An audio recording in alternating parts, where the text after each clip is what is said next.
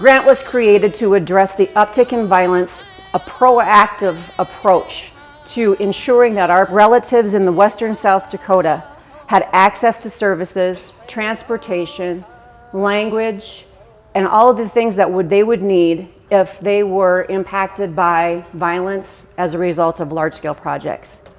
In our profession, we not only show up for victims and survivors, but we also show up for each other. And that's been one of our focuses of the FAST group. First of all, it doesn't matter who we're talking about. It doesn't matter your gender, it doesn't matter your gender identity. It doesn't matter what community you identify with. It doesn't matter your age. Whether you're young or whether you're one of our elders, sexual violence can happen to every single one of us.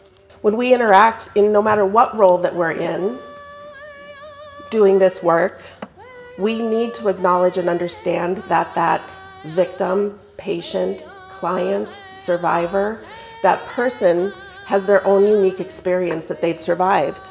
Therefore, they're going to have their own unique responses in the moment, immediately after, and for the rest of their lives. Meet people where they are and recognize that if we aren't able to give people these interventions and stability that they need when they're way early in this awful journey that they're sometimes on, then the worst can happen.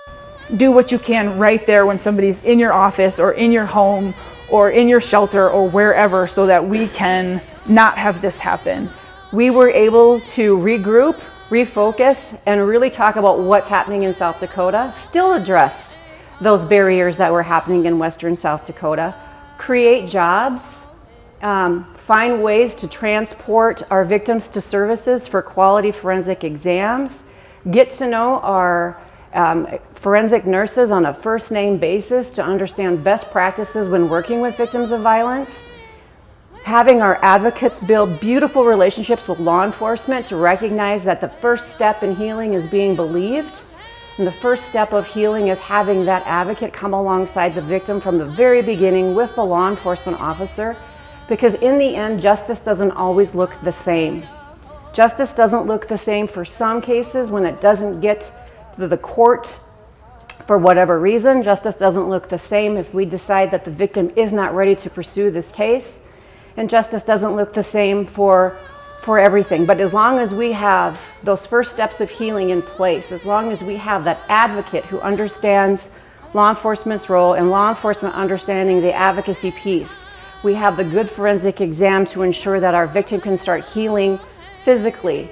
We have support services to understand that our victim can start healing mentally. And we have you all here who are trauma informed, who can come alongside that victim if there's a slip, if there's an area that needs to be addressed. This is what we're here for. This is the point of why we're all together. First, I want to say thank you to our prosecutors, to our state's attorneys, to all of you that are working together out there with victims advocates.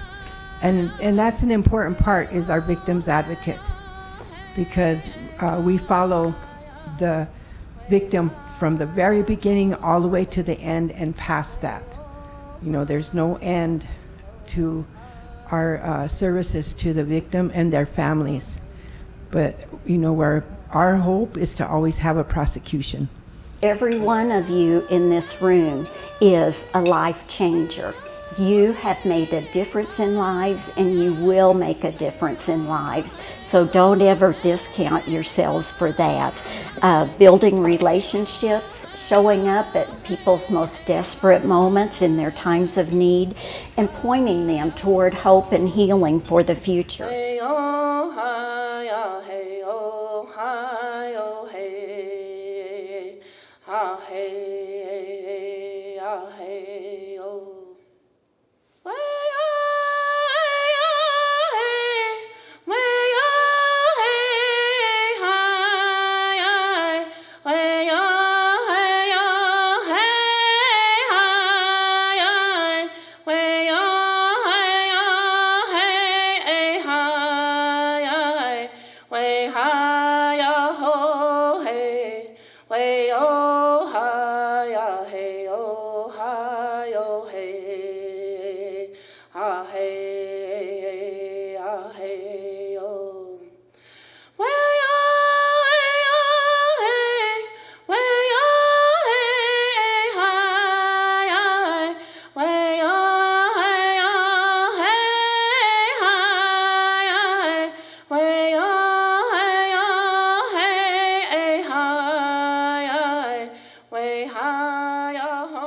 Crazy Horse, Sitting Bull, in many of their speeches talk about the sacredness of women and children and how we're to treat them with honor and respect.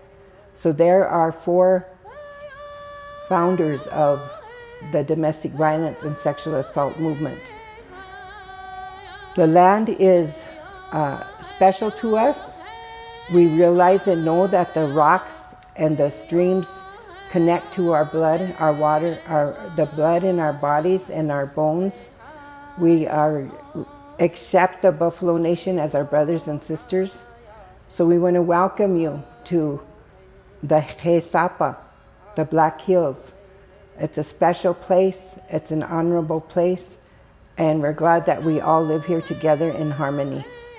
So I want to thank you and remind us all that our mission is the same, and it is to stop the violence against women and children and men.